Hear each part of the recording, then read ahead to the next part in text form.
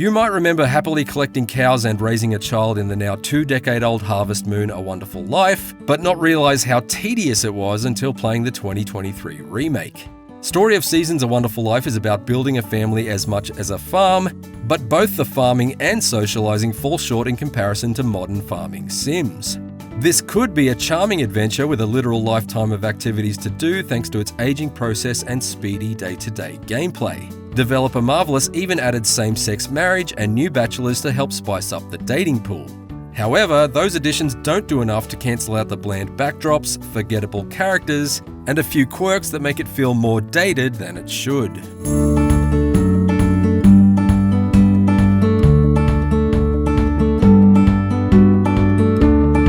Your story, as so many of these do, starts with taking over your father's farm in Forgotten Valley. However, this adventure quickly becomes about more than just planting crops. A Wonderful Life makes it clear early on that your relationships with the local townsfolk are the goalposts that matter, rather than how much cash you've invested into your barn. Your playthrough will actually end abruptly if you don't manage to get married within the first year, a strange choice that forces you to interact with romantic interests, rather than letting those connections come naturally.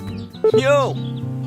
However, one of A Wonderful Life's highlights is its aging system, which encourages newlyweds to start raising a child into a functioning adult with their own hopes and dreams. The town, which will start to feel like its own character after a season or two, also changes in interesting ways as the years pass over 6 different life chapters. Townsfolk will age over time, new furniture and upgrades will become available, and more. That's assuming you can stay invested for that long though.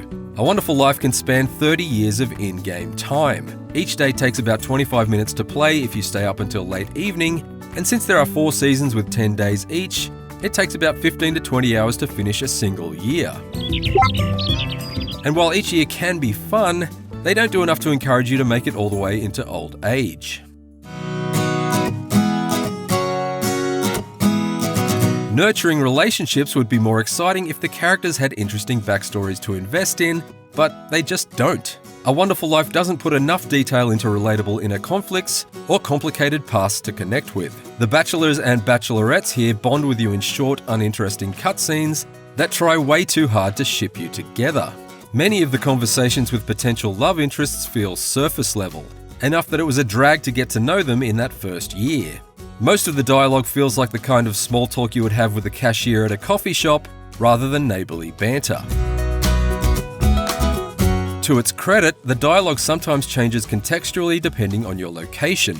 The manager of the neighbouring farm might explain why she was helping the inn owners with their crops when they appeared in the garden in the middle of town. A couple of villagers even comment on dishes they buy from your shop. That's more than a lot of farm sim residents can manage, and it made them seem a little more aware of the world around them. The townsfolk also mix up their dialogue through the seasons and growing affection levels, and A Wonderful Life's commitment to being a living game helps alleviate an otherwise repetitive structure. Sometimes you want the aloof farmhand to tell you all your crops taste terrible, so that you can feel joy when he finally says one of them tastes good. Or maybe you want to play until at least autumn to witness the grouchy girl at the inn say she actually enjoys the weather for once.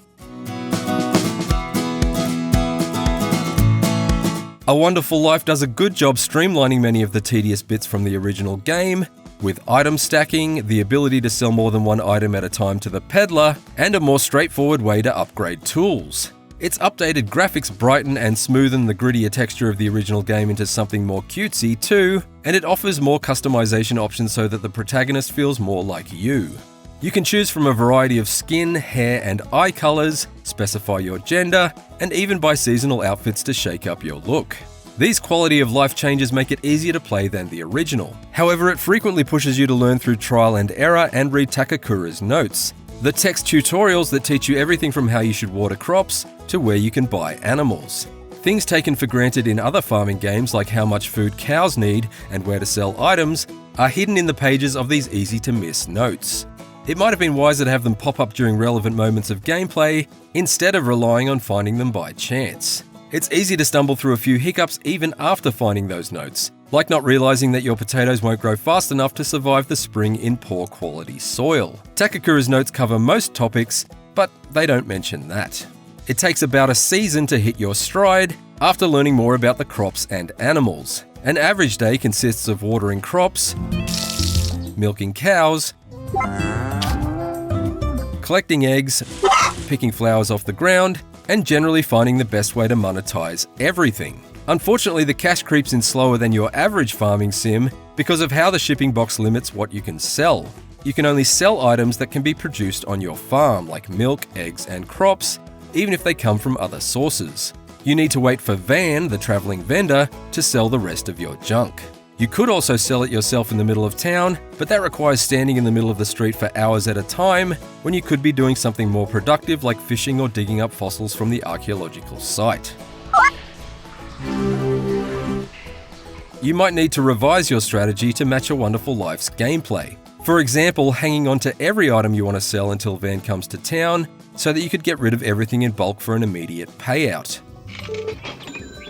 You can also sell your items at your stand, perhaps if you catch a person crossing the walkway just as you're peeking into the main street. That way you don't need to stand there waiting for hours until a customer passes by. Still, these workarounds felt tedious because of how long it took to save money for farm upgrades. It takes nearly a full season just to earn enough money to buy one of the fancy new cows.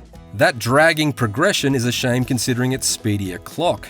By comparison, days in something like Rune Factory 5 can last over an hour. It works in the context of A Wonderful Life's 30-year arc, but it would be much more rewarding to play if you could upgrade your farm more quickly. For what it's worth, A Wonderful Life's simplicity suits it. There isn't a complicated mining, crafting, or combat system to worry about leveling up alongside your marriage requirements. It feels manageable and relaxing to wrap up your days quickly without feeling like you're missing anything, but that does also mean there's a lot less going on than someone who has only ever played a game like Stardew Valley might expect. If you never played the original Harvest Moon A Wonderful Life, its 2023 remake is difficult to recommend over other farming sims with more expansive worlds, more interesting stories, and more satisfying progression. Marvelous has admirably updated the graphics and gameplay to cater to a more modern audience, but those improvements only do so much when the heart of it feels as dated as it does. Its standout feature is still the way the town and NPCs impressively adapt and age over the course of its potentially 30-year campaign, but there just aren't enough reasons to stick around that long. Story of Seasons A Wonderful Life doesn't offend, but it sure doesn't impress either. For more, check out our reviews of Harmony, The Fall of Reverie, and After Us, and for everything else, stick with IGN.